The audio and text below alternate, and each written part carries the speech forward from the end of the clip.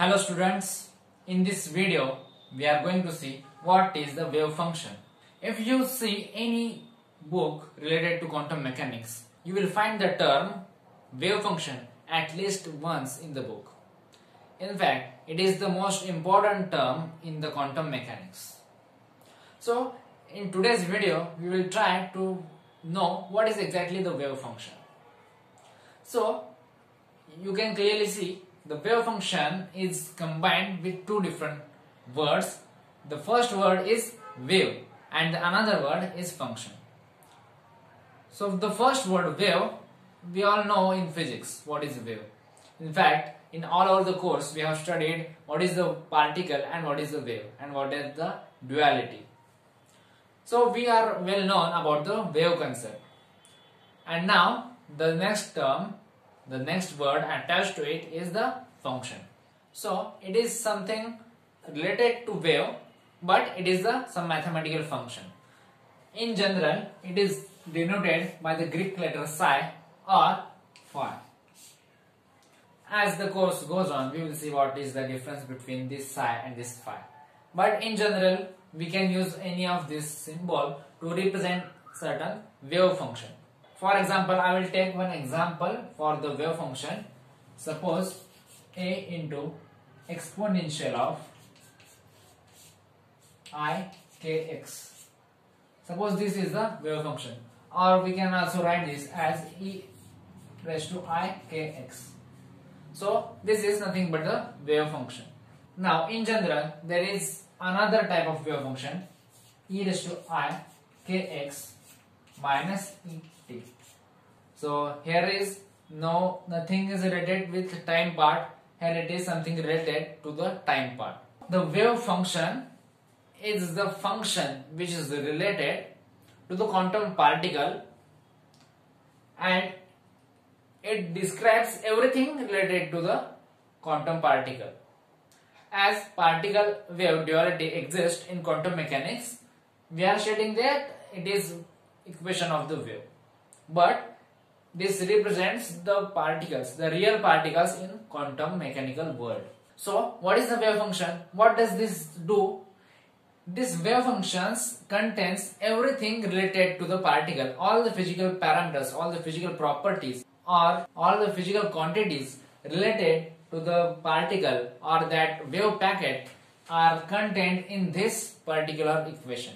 This is just in general form. It might be certain difference. We can also write sine of kx, or it can be in any different function. But in general, we write this in this form, and this wave function contains all the information related to that particle. So what information does it give? It gives us the position of particle, it gives the momentum of particle, it gives the energy of that particle, it gives the velocity of that particle. So all the information about that particle or that wave packet is in this wave function. So how we are going to extract that information, how we are going to use that information, we can use it in some next videos in when we will use the Schrodinger equations. Or you can also check my previous videos on the playlist Interesting Quantum. In that also I have explained how we can calculate those quantities. Now this is mathematical term. There should be some conditions applied on this wave function or this mathematical function so that it can represent the actual real particles, the physical particles. So what are those conditions? The first condition is that the wave function must be real valued.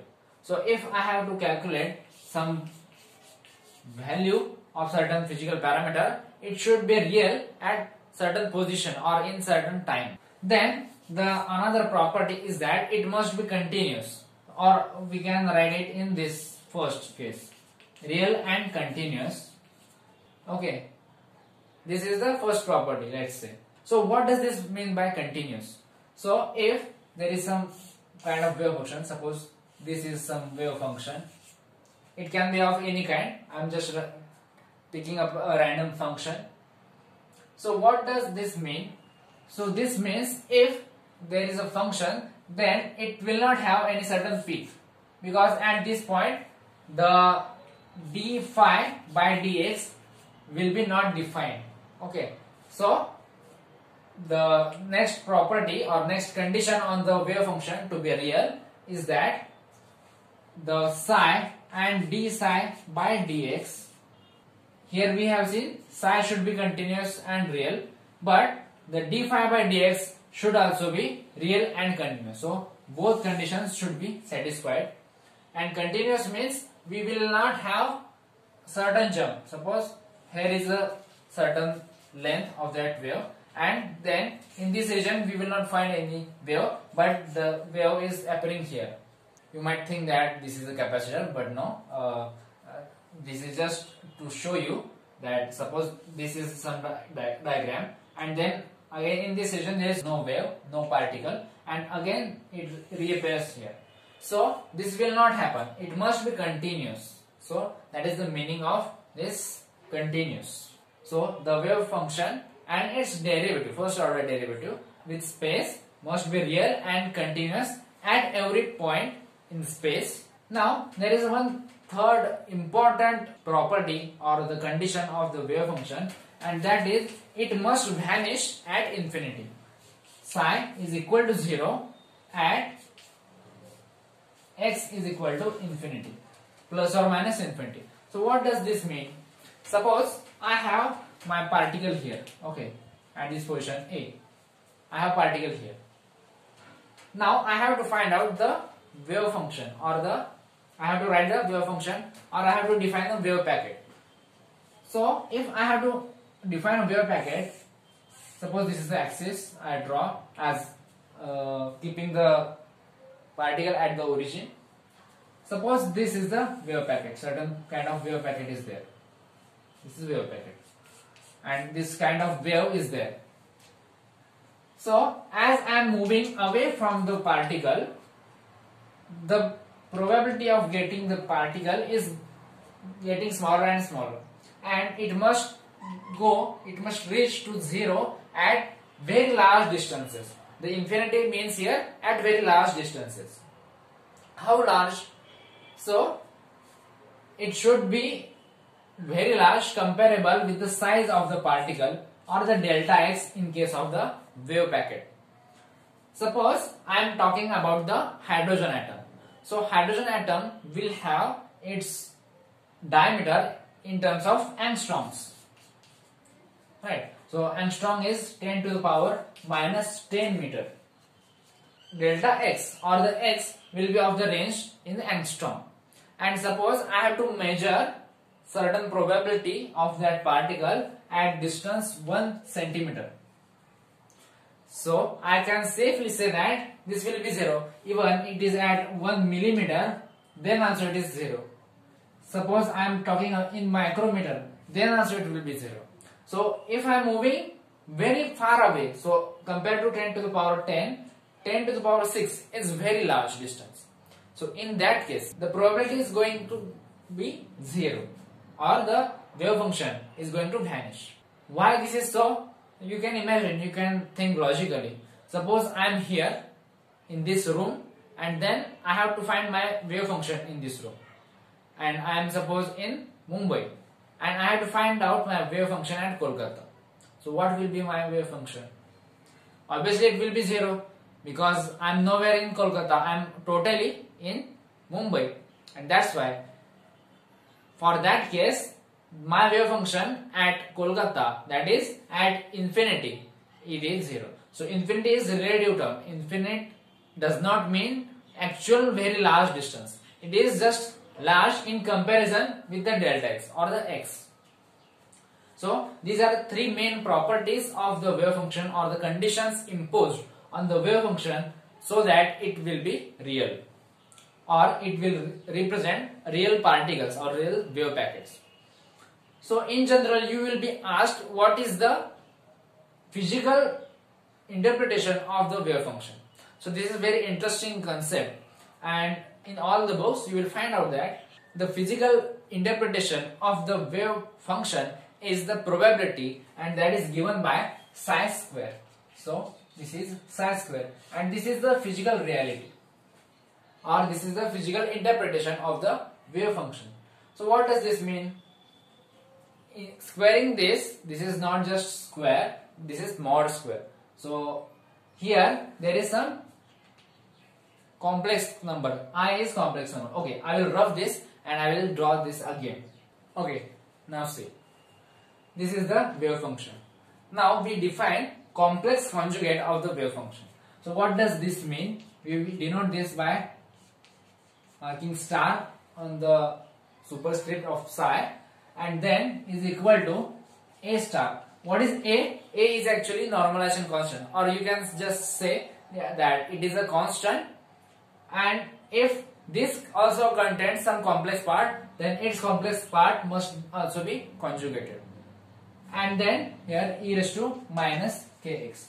So what does this mean by conjugation or making conjugates?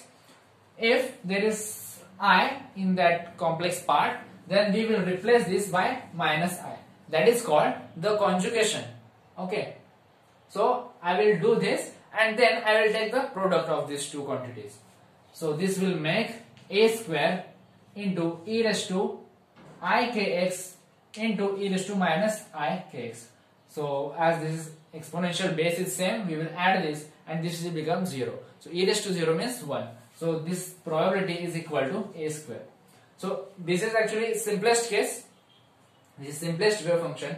But see, though the wave function contains some complex numbers, some imaginary numbers, still we are getting the probability is real.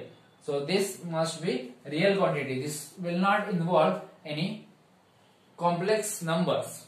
I have given in one video that why the wave function contains complex numbers even though it represents the real particle or the wave packet. So you can also watch that video. So, but what is the physical interpretation? That this wave packet or this wave function gives us the probability if we squared it. The fourth condition imposed on the wave packet is that it must be square integrable. Square integrable. So what does this mean? We are not going to just square this term. We are having some integrations, and in that case we have to square this, and there will be some physical parameters, and then we will integrate all over the space. So it may be from minus infinity to infinity, or it may change by specific cases, but it can be over entire space. So this square must be integrable. So that is the fourth condition imposed on this. But this condition can be violated in some cases. We are not going to discuss it in detail, but these are some properties, and the main physical interpretation in general we call that its square, the square of the wave function, gives us the probability of finding that particle. So what does this actually mean? Suppose this is the wave function.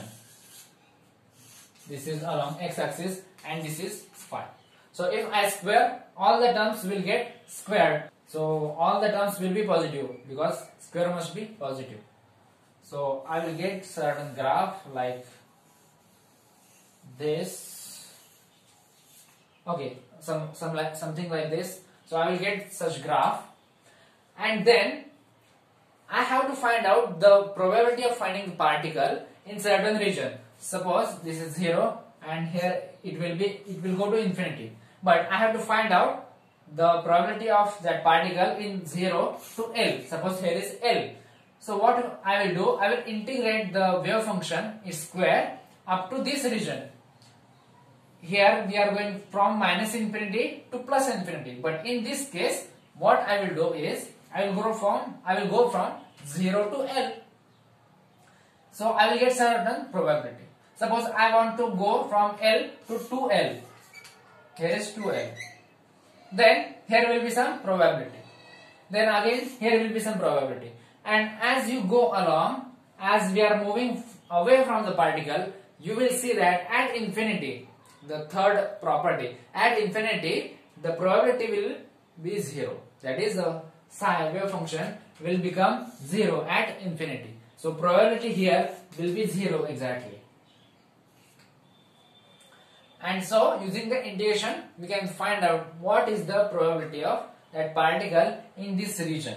as we have discussed in hydrogen atom, the length is in terms of angstrom. So this might be 0.5 angstrom, 1 angstrom, 1.5 angstrom, or that scale, or even in nanometer. We can take it in nanometer, and in that length we can take the integrations and find out the probability.